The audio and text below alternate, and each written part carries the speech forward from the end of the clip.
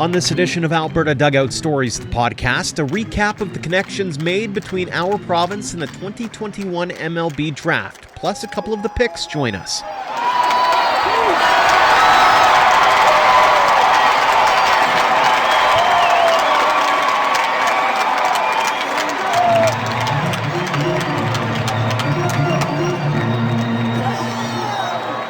Welcome to episode 140 of Alberta Dugout Stories, the podcast. I'm Joe McFarland.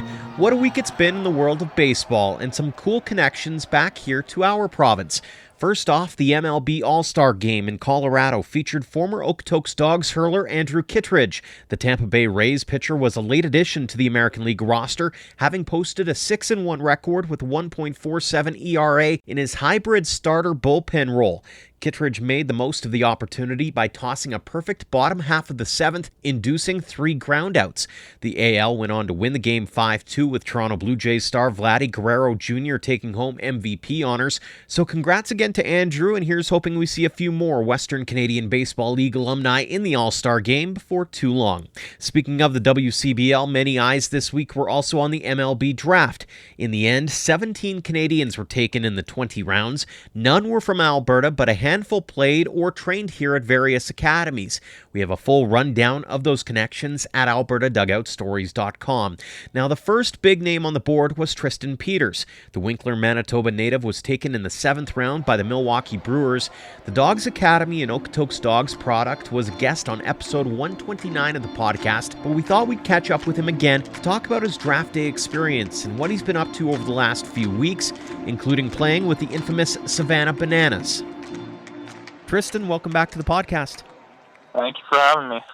So how does it sound when you hear the words Tristan Peters, draft pick of the Milwaukee Brewers? Oh, it's unbelievable. I've never experienced anything like it. It really didn't feel real for that whole day. It was like I was living a dream. And yeah, it's just seeing everything I've done pay off. It's super cool. Walk us through that day too, and were you preparing yourself for the eventuality of it? Were you just kind of going about your business with Savannah? Talk us through that entire day and the lead up to having your name selected. So the first, we had an off day, and then we went to a cafe to watch the draft, and I was on a Zoom call the whole day with my advisor, and I was just in a breakout room. If he got a call, he'd take me out and talk to me, and then, or if I got a call, I'd talk to him. And then we left the cafe because we were like, I just didn't want to be there. So then I came to my host family's place and just sat around with my dad, and we both watched the draft, looking at all the picks and stuff. We were kind of nervous because we were thinking the Orioles and the Cardinals were probably the most interested. Before the draft, they were the 2 workouts I went to. So I was expecting they would pick me, if anyone. And then the Orioles I saw were taking a ton of outfielders and college outfielders too. So that was kind of making me a little nervous. But then my advisor called me in the 6th round, and he said, Brewers want to take you in the 7th for a certain amount. And I said, yeah, I'll take it. And then he said we'd probably find out live because the cross-checker was going to check if there were other players they offered it to. So then we found out live, and it was crazy. What was the first thing that went through your mind when you do get that call, you get that confirmation that, yeah, it is Milwaukee? I was kind of shocked because Milwaukee was not a team that I had talked to at all, really. They had talked to my advisor, and he just told me briefly that the Brewers that had interest in me. And so I didn't expect it, especially on day 2, because it didn't seem like they had any interest until day 3. And then he called me and he said, the Brewers want you. And I was like, oh, wow, okay. There's nothing wrong with them, absolutely. So, yeah, I was super pumped. So who was the first phone call you made when everything gets made official? I talked with my family. There was a ton of people texting me and stuff. I think the first person to call me was the Brewers scout, and he just told me we would stay in touch. And then I got a call from my coach at SIU, and I talked to him for a bit about how it was and all that. And yeah. You and I had a good laugh over text about how drained your battery must have been, given the fact that it must have just been absolutely blowing up. But that has to be kind of a surreal feeling at the end of it, is just that whole buildup. And then all of a sudden it's, okay, now I got to deal with all these texts and send everything back. It had to have been just an unreal experience just from that standpoint as well. Yeah, it was, like I said before, nothing I've ever experienced. So many people were texting me, congratulating me, and it was really cool. Even a lot of people that I hadn't talked to in so long were my friends that I made, and like at the Dogs, and even in junior college, and even before that too, in like high school, middle school. It's unbelievable to just kind of reconnect with them too. Mm-hmm. So I tried my best to text everybody back and say thank you, because it really meant a lot to me. Looking forward now, what's the next steps for you? I'm not exactly sure. I think I talked to my advisor today, and he said that they'll be sending me a contract soon, and then I'll be signing. I got to do a physical, so they're probably going to send me out in a few days, depending when they choose to do a physical. And then I would not exactly sure where they'll send me after that. So most likely it'll be Arizona, where the spring training is. First thing, but I'm not entirely sure yet. Have you thought through your mindset going forward from here, regardless of where you're going? Do you capitalize on the opportunity? Do you try to soak it all in as quick as you can?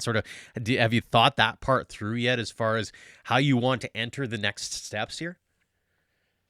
Yeah, absolutely. I want to soak it all in right now. Especially, I've been told by guys, some of my friends that have been drafted before, to just enjoy these next few days and stuff. So I'm really trying to enjoy it.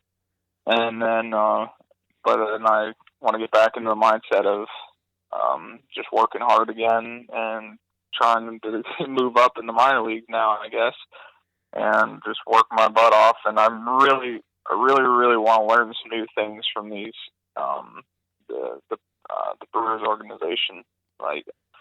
They're major league coaches, or they're professional coaches, so that's a lot I can learn from them. So I'm super excited about that. Without a doubt. I'm curious, it hasn't been long since we last chatted, but you've certainly had a busy last few weeks. You ended up with the infamous Savannah Bananas. What's that experience been like for you? Oh, yeah, it is. It's unbelievable. They really put on a show here. It's been a ton of fun, honestly. I've had so much fun doing. Even when you're not playing, you're involved so much with the fans. Like, I did a player dance the other night. That was insanely fun. And even the baseball part, we're 26-4. It's a lot of fun winning. I hate losing, so only 4 losses I'm happy most of the time. Whether it's dancing or band playing for you while you're walking up, I mean, that's something else. Like, just going viral just because of stuff like that. Walk us through that, just that different feel to baseball that this team provides.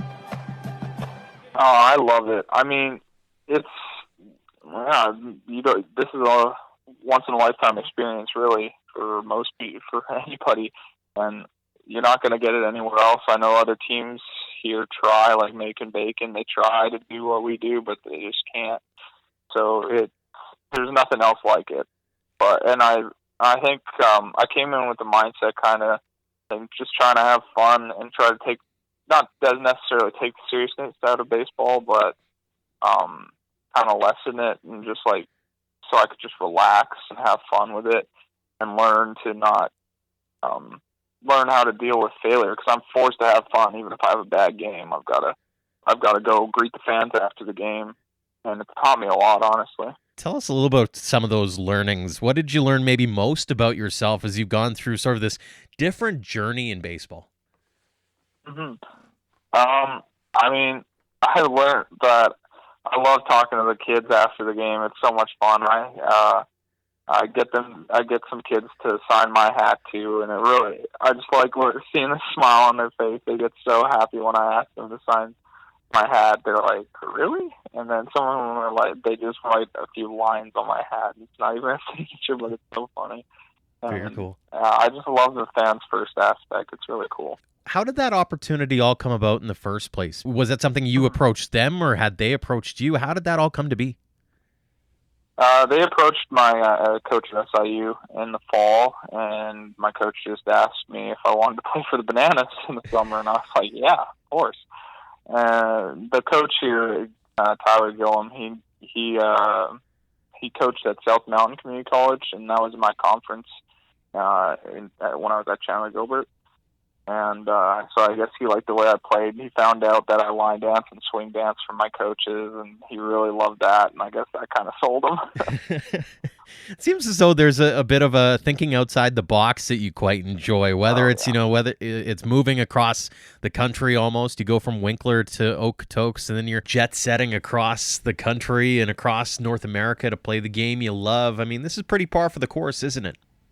Yeah, for sure. It's so cool, though.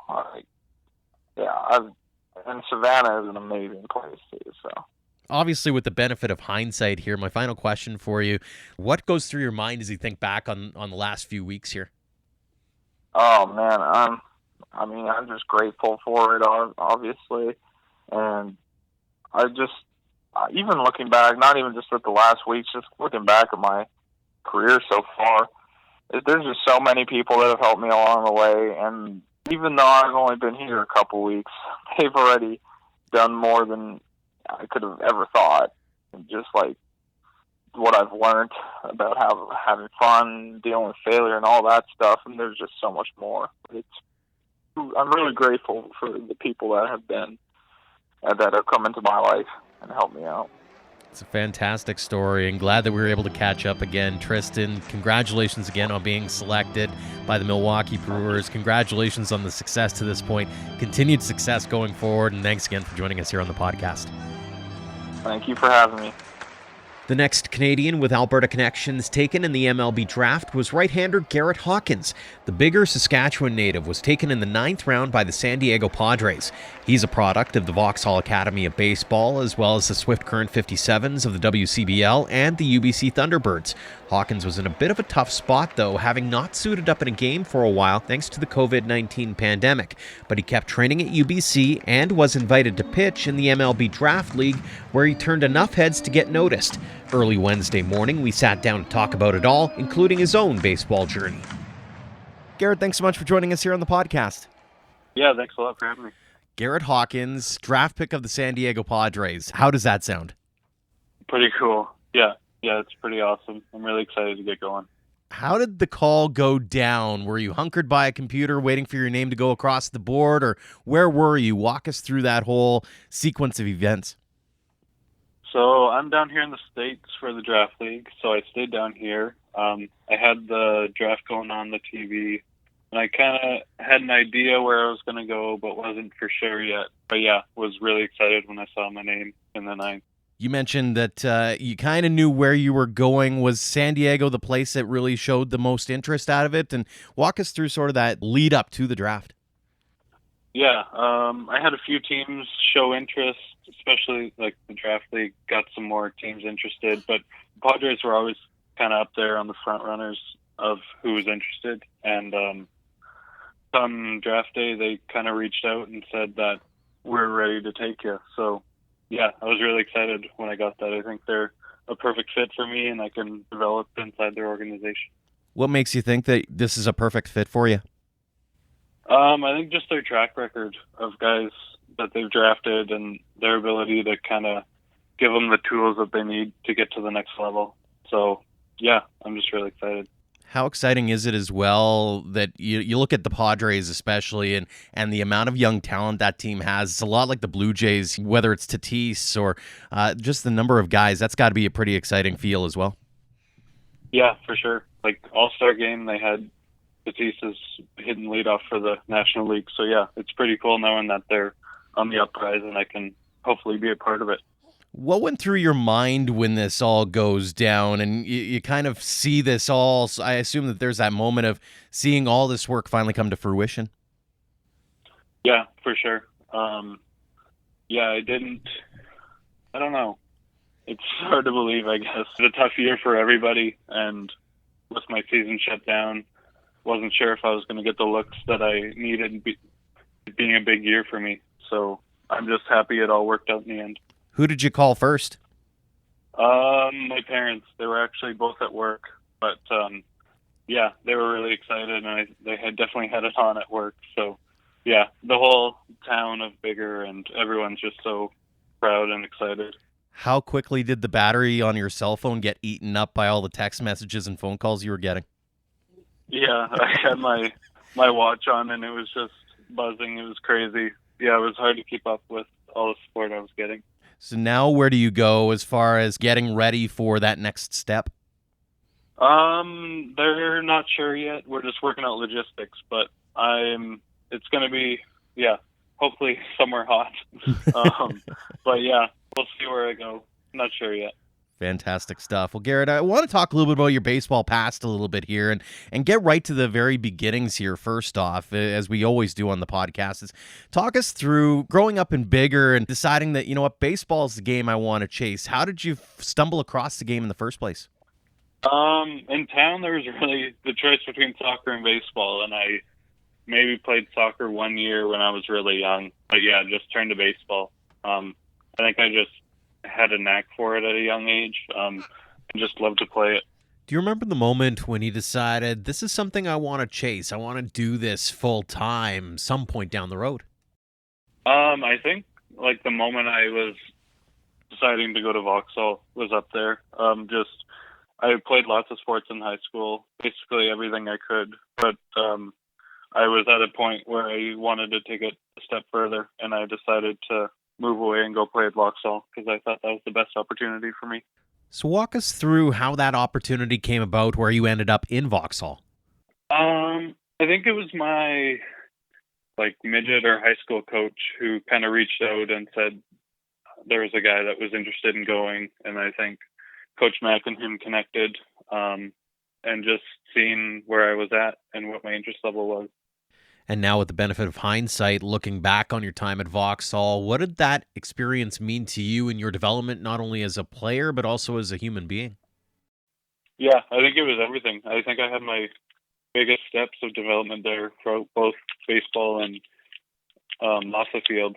I didn't throw very hard going there, and my mechanics were pretty raw. So it was just exciting to get around guys that had the same kind of goal and wanted to be there just as much as I did. So it was pretty cool to just be surrounded by great people.